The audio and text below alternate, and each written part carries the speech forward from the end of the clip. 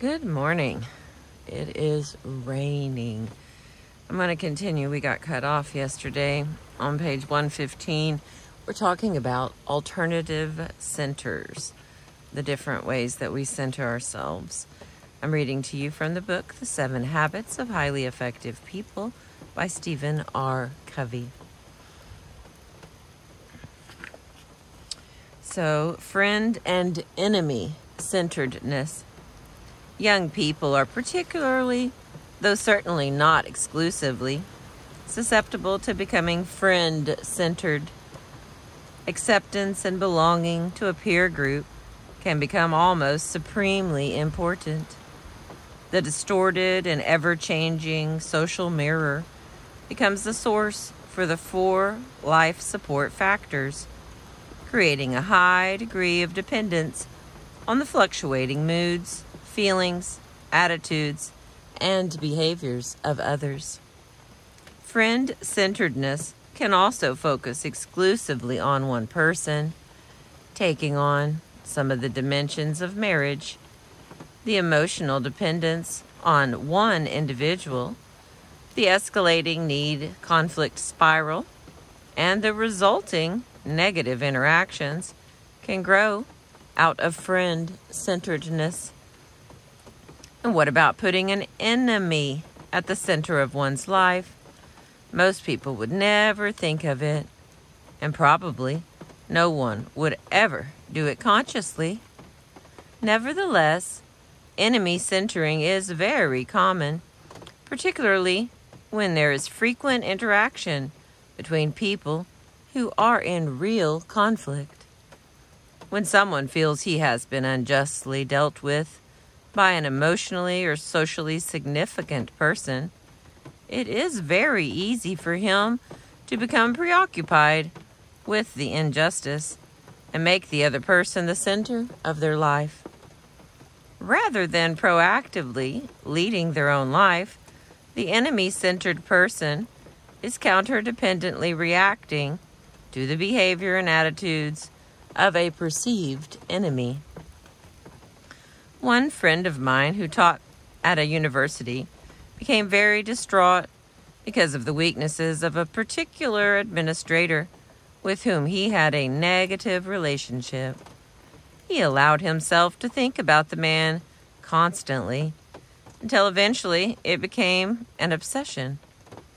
It so preoccupied him that it affected the quality of his relationships with his family, his church, and his working associates. He finally came to the conclusion that he had to leave the university and accept a teaching appointment somewhere else.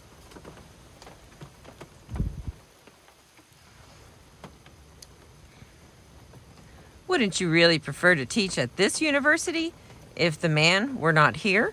I asked him. Yes, I would, he responded. But as long as he is here, then me staying is too disruptive to everything in life. I have to go. Why have you made this administrator the center of your life? I asked him.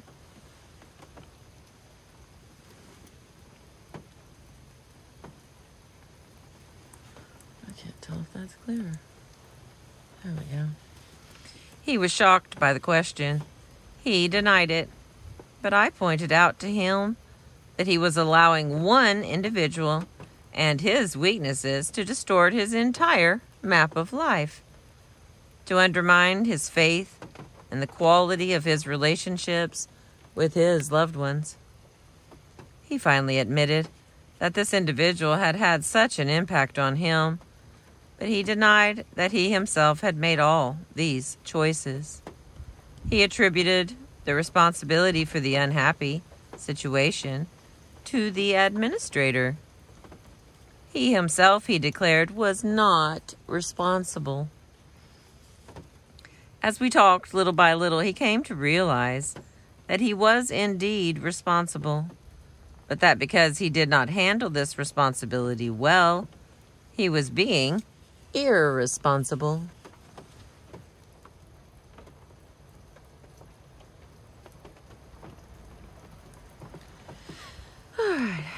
Many Many divorced people fall into a similar pattern. They are still consumed with anger and bitterness and self-justification regarding an ex-spouse. In a negative sense, psychologically, they are still married. They each need the weaknesses of the former partner to justify their accusations. Many older children go through life either secretly or openly hating their parents. They blame them for past abuses, neglect, or favoritism, and they center their adult life on that hatred, living out the reactive, justifying script that accompanies it. The individual who is friend or enemy-centered has no intrinsic security. Feelings of self-worth are volatile, a function of the emotional state or behavior of other people.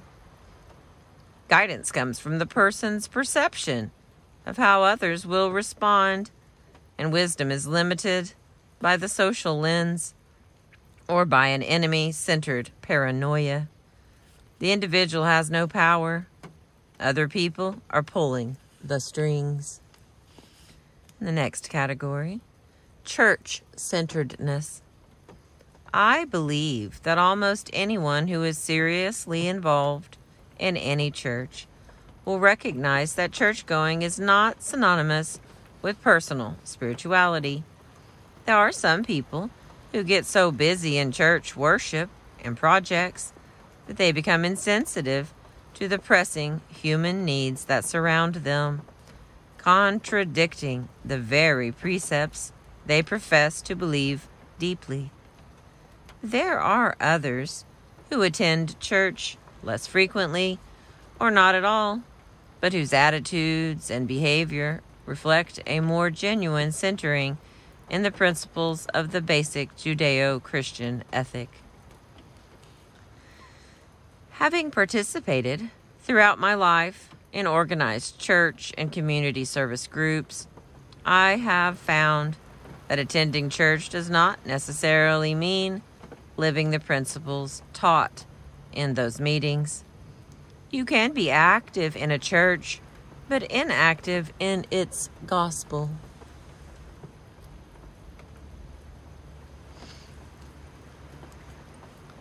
In the church-centered life, in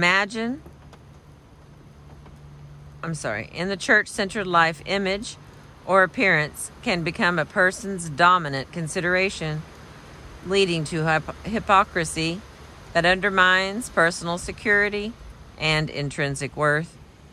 Guidance comes from a social conscience, and the church-centered person tends to label others artificially in terms of active, inactive, liberal, orthodox, or conservative. Because the church is a formal organization made up of policies, programs, practices, and people, it cannot by itself give a person any deep, permanent security or sense of intrinsic worth. Living the principles taught by the church can do this, but the organization alone cannot. Nor can the church give a person a constant sense of guidance. Church-centered people often tend to live in compartments, acting and thinking and feeling in certain ways on the Sabbath and in totally different ways on weekdays. Such a lack of wholeness or unity or integrity is a further threat to security, creating the need for increased labeling and self-justifying. Seeing the church as an end rather than as a means to an end undermines a person's wisdom and sense of balance. Although the church claims to teach people about the source of power, it does not claim to be that power itself. It claims to be one vehicle through which divine power can be channeled into man's nature. And the next one, self-centeredness. Perhaps the most common center today is the self. The most obvious form is selfishness, which violates the values of most people. But if we look closely at many of the popular approaches to growth and self-fulfillment, we often find self-centering at the core.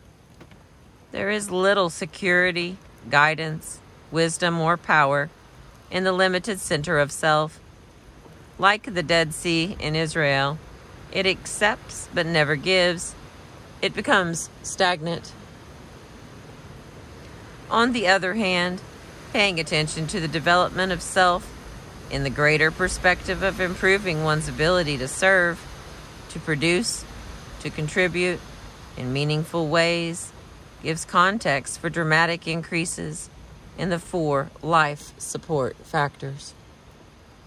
These are some of the more common centers from which people approach life. It is often much easier to recognize the center in someone else's life than to see it in your own. You probably know someone who puts making money ahead of everything else. You probably know someone whose energy is devoted to justifying his or her position in an ongoing negative relationship. If you look, you can sometimes see beyond behavior into the center that creates it. All right, the next part is 3 pages of charts. Oh my word, and it's raining, so it's going to make it really hard to show them to you. Identifying your center. But where do you stand? What is at the center of your own life? Sometimes that isn't easy to see. Perhaps the best way to identify your own center is to look closely at your life support factors. If you can identify with one or more of the descriptions, you can trace it back to the center from which it flows, a center which may be limiting your personal effectiveness.